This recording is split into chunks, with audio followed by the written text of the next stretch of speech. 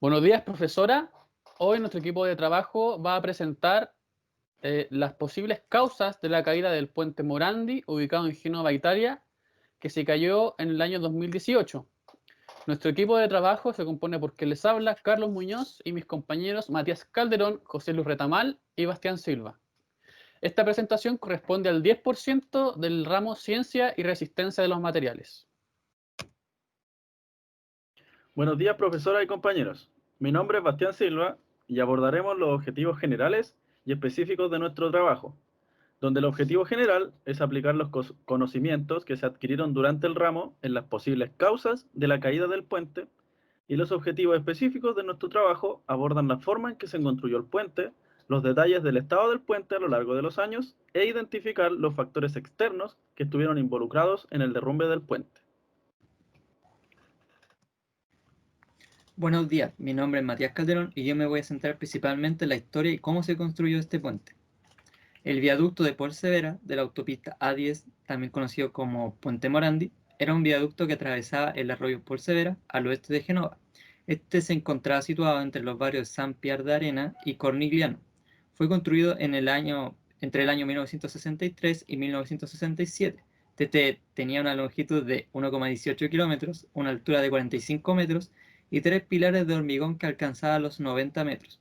La longitud del vano principal era de 210 metros y este fue desarrollado por el ingeniero Ricardo Morandi. El tipo de puente es de tipo atirantado, lo cual nos dice que es un puente cuyo tablero está suspendido de uno o varios pilones centrales. Y esto también podría decirse que este tipo de puentes ocupan un punto medio entre los puentes de acero de contrapeso y los colgantes. Por ejemplo, un puente colgante requiere de más cables y más acero, y uno de contrapeso más acero para su construcción. Aunque desde el punto de vista estructural serían puentes que trabajan en modo contrapeso. La parte del puente se divide en dos partes diferentes, en la cual podemos encontrar 7 pilares que sostienen la carretera por encima del valle, y la otra parte con pilares ideados para evitar el terreno. La descripción general de la obra puede subdividirse en las siguientes partes, en la cual podemos encontrar que el viaducto principal es una estructura continua de hormigón pretensado en correspondencia con el nudo de enlace de los tirantes de suspensión. La estructura presenta un robusto travesano, también de hormigón pretensado, en cuyo extremo, a ambos lados del puente, quedan asegurados dos haces de cables que forman los tirantes y sujetan la antena a 90 metros del suelo. Luego contamos con la pista de empalme de Serravalle a Savona, que es una pista que consta de un tramo de casi 100 metros de longitud. Luego está la pista de empalme de Savona a Genova, que tiene una sobrelevación de casi 200 metros de longitud y una sobrelevación de casi 180 metros de largo. Y por último tenemos la pista de empalme de Genova a Savona, que es una pista apoyada sobre el terreno. Los materiales utilizados en esta obra fueron principalmente de acero y de hormigón. El acero fue ocupado en obras y cimentación, pilares y estribos, pilar y estructura pretensada, cables de pretensado y tirantes. Y el hormigón fue utilizado principalmente para cimientos inferiores, estructura de cimentación, estructura no pretensada y estructura pretensada.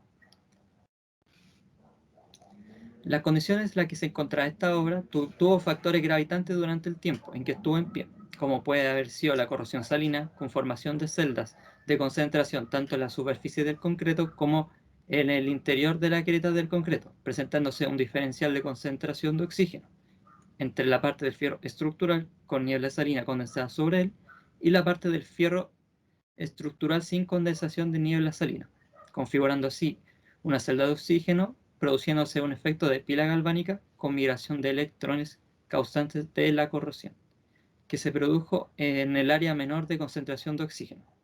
Además de ello, se produjeron grietas en el concreto debido a la corrosión y ataque químico, además a los mayores esfuerzos de tracción que lo contemplaban en el diseño, como por ejemplo puede ser el tráfico de vehículos, que fue mayor al estimado, que debilitaron el puente con fatiga estructural por corrosión y sobrecarga. El ingeniero Morandi, hace 4 décadas, advirtió que la obra requería un mantenimiento constante para eliminar el óxido, dado los efectos de la corrosión del aire marino y la contaminación en el concreto, recomendando en ese entonces el uso de una resina epóxica para recubrir los refuerzos con materiales de muy alta resistencia química. Y en esta diapositiva podemos encontrar las características de los materiales que fueron usados en la obra, con sus tensiones máximas, así por ejemplo en los macizos de cimentación, donde tenía un máximo de 1.400 kilogramos por centímetro cuadrado y un mínimo de 65 kilogramos por centímetro cuadrado. El entramado de los empalmes tenía un máximo de 2.200 kilogramos por centímetro cuadrado y un mínimo de 100. Y la tensión máxima en los tirantes, que tenía un máximo de 7.500 kilogramos por centímetro cuadrado y un mínimo de 6.900 kilogramos por centímetro cuadrado. Bueno, y ahora mi compañero les va a explicar cómo llegamos a estos valores. Buenas tardes, profesora. Mi nombre es José Luis Retamar y ahora les voy a explicar acerca del esfuerzo máximo de tensiones y compresión en el siglo. Bueno, esto es un ensayo de fatiga para calcular las tensiones máximas en distintas partes de la obra. Esta fórmula es el esfuerzo por 10,18 por el largo por la carga dividido en el diámetro al cubo. Para continuar vamos a hablar acerca de las fallas de materiales. Bueno, este puente tenía una duración estimada de aproximadamente unos 100 años, pero apenas duró unos 51 años. Esto fue debido a la poca mantención y planificación en los materiales utilizados por el mismo creador, Morandi. Un puente de esta envergadura, necesita una constante supervisión y mantención por ingenieros calificados. Bueno, ahora lo dejo con mi compañero. Bueno, la caída del puente Morandi en Génova nos invita a pensar y analizar cuáles fueron las posibles causas de su caída y la gran destrucción que trajo consigo esta catástrofe, donde lamentablemente hubieron pérdidas humanas. La primera hipótesis que vamos a ver en esta presentación es el exceso de carga. Para los años 50-60 aproximadamente, los puentes construidos como el puente Morandi no estaban diseñados para soportar las cargas que actualmente soportan estas estructuras. El puente Morandi inicialmente soportaba una carga anual de aproximadamente 4.200.000 vehículos, principalmente de tonelaje bajo, como autos o camionetas, y usualmente camiones. Para el año 2018, esta carga se multiplicó por 6, llegando a soportar casi 25 millones de vehículos anuales, de los cuales principalmente eran camiones de alto tonelaje. El puente Morandi y la mayoría de los puentes de esa época poseían un factor de seguridad de 5. Este puente soportaba hasta 9 toneladas en sus puntos críticos, como lo vemos en la imagen, con una carga admisible antes de entrar a fatiga de material de 54 toneladas.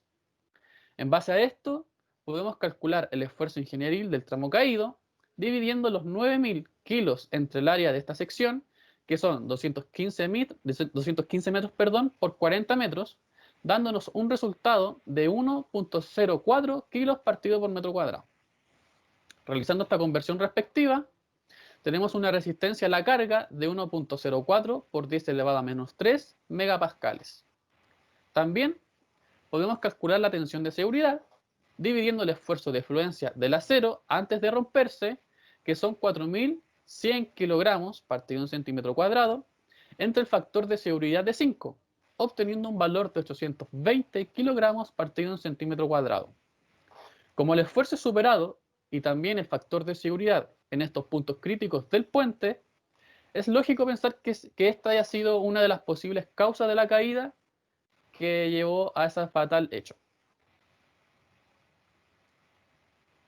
Entonces, pensemos que actualmente un auto pesa aproximadamente 1 tonelada o un poco más, y un camión con carga pesada 30 toneladas. O sea, solo basta que un camión de 30.000 kilos y una veintena de vehículos se posaran periódicamente en estos puntos críticos para que a la larga se produjese una fatiga de material en estos puntos por exceder el límite del factor de seguridad y la carga admisible, siendo una de las probables causas de la cedencia del segmento de puente que terminó por caer. Bueno, volviendo con la falla de materiales, el puente presentaba distintas grietas en su estructura, siendo la más evidente a la derecha, encerrada en un círculo donde se puede ver uno de los pilares con una enorme grieta o fisura en su estructura. Este pilar era uno de los que sostenía uno de los tirantes del puente. Esta imagen fue captada tan solo 8 minutos antes del colapso del puente. Para poder explicar esto de manera más sencilla, vamos a definir el término de fractura. La fractura se entiende que es la separación de un cuerpo en dos o más piezas en respuesta a un esfuerzo estático y la temperatura. El proceso de fractura involucra la formación y propagación de una fisura. Una fractura frágil se entiende como la grieta que se presenta inestable y se propaga de manera rápida. Esta fractura incrementa su velocidad dependiendo del esfuerzo aplicado. Es una fractura súbita y catastrófica. Para explicar esto también vamos a entender el término de esfuerzo crítico. El esfuerzo crítico se entiende como la raíz de 2 por el módulo de Young del acero, más la energía superficial específica, más la energía de deformación, partido en pi por la mitad de la longitud de la grieta. En este caso, la grieta tenía aproximadamente un trazo de 3,75 metros y el módulo de Young era de 17 por 10 elevado a 10 newton metro cuadrado. A continuación veremos un pequeño video acerca de la imagen mencionada anteriormente, disculpe, antes del colapso del puente.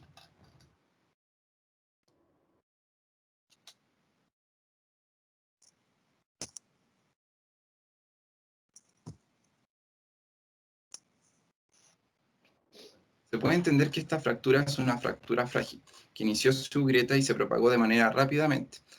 Esto fue debido al exceso de carga, o de la carga aplicada en ella. También se pudo evidenciar que dentro de esta grieta hubieron otros factores como corrosión y contaminación por el CO2 cercano al puente Morandi, ya que este se encontraba alrededor de varias industrias que afectaban su entorno. Bueno, entonces en base a eso podemos dilucidar una segunda hipótesis del por qué se cayó este puente, que es la corrosión. Los soportes del puente Morandi estaban hechos en base de cables de acero recubiertos de hormigón pretensado, que a lo largo del tiempo estuvieron expuestos a agentes externos y climatológicos, los cuales modificaron tanto química como mecánicamente estos materiales, influyendo en la resistencia del puente. Como el puente estaba ubicado cerca de la costa, hacía constantemente frente a la niebla salina, la que se iba concentrando tanto en la superficie del concreto como en el interior de las grietas de este material, hasta llegar a los cables de acero. Como vemos en la imagen, se formó un efecto de corrosión galvánica, pues en la parte exterior de estos soportes había una mayor concentración de oxígeno que en el interior, formándose un cátodo, mientras que hacia el interior se formaba un ánodo por la baja concentración de oxígeno y la migración de electrones hacia el exterior. Bueno, esta corrosión terminó por deteriorar el material y debido a la falta de mantención por parte de las autoridades, hizo que se diera uno de estos soportes, desequilibrando las tensiones que soportaban cada uno de estos, logrando que el puente se curvara en estos puntos críticos y terminara destruidos en menos de 30 segundos, como lo estamos viendo en el GIF de esta presentación.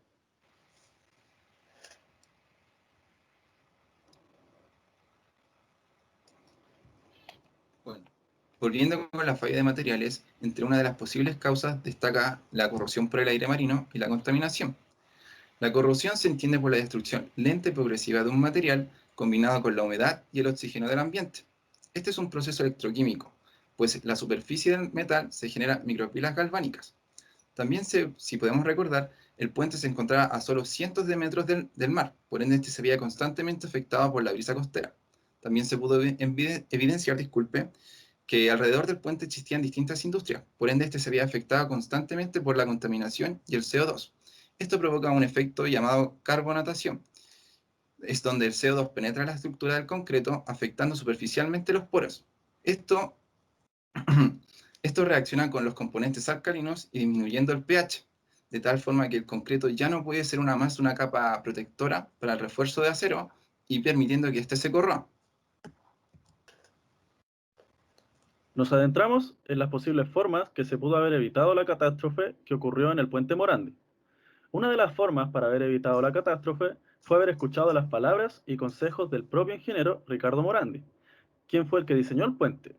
Ya hace aproximadamente 40 años, mencionó como advertencia que dado los futuros efectos de la corrosión que iba a provocar el aire marino y la contaminación química sobre el concreto, recomendó en ese entonces el uso de la resina epóxica, que esta resina consiste en brindar a la estructura una resistencia única a las condiciones más extremas, como temperaturas bajo cero, impacto o arrastre de objetos muy pesados, sustancias químicas corrosivas, etc.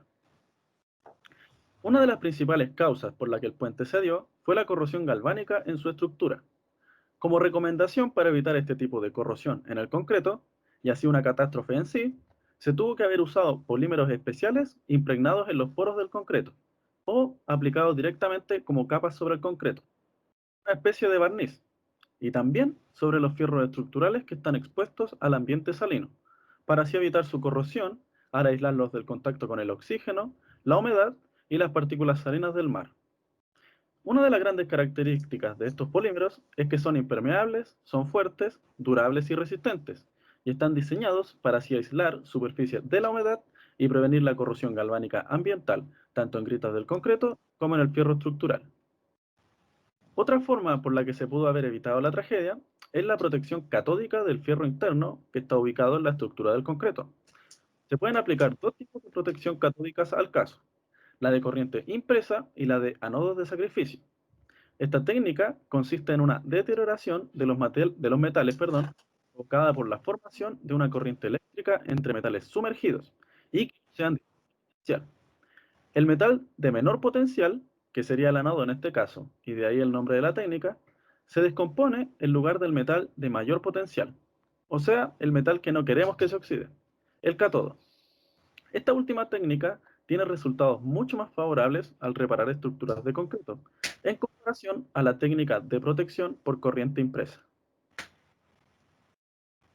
A consecuencia de la tragedia sucedida en el puente Morandi, se puede realizar futuras prevenciones para las construcciones, tal como un programa de revisión que monitoree el estado de los puentes que estén compuestos por concreto alrededor del mundo, y especialmente los que están cercanos al mar, aplicando recubrimientos de polímeros específicos para aislar las superficies de la corrosión, o utilizando la técnica del anodo de sacrificio para así evitar que los metales internos y expuestos a las estructuras de concreto no se oxiden o deterioren con el tiempo ni las condiciones ambientales.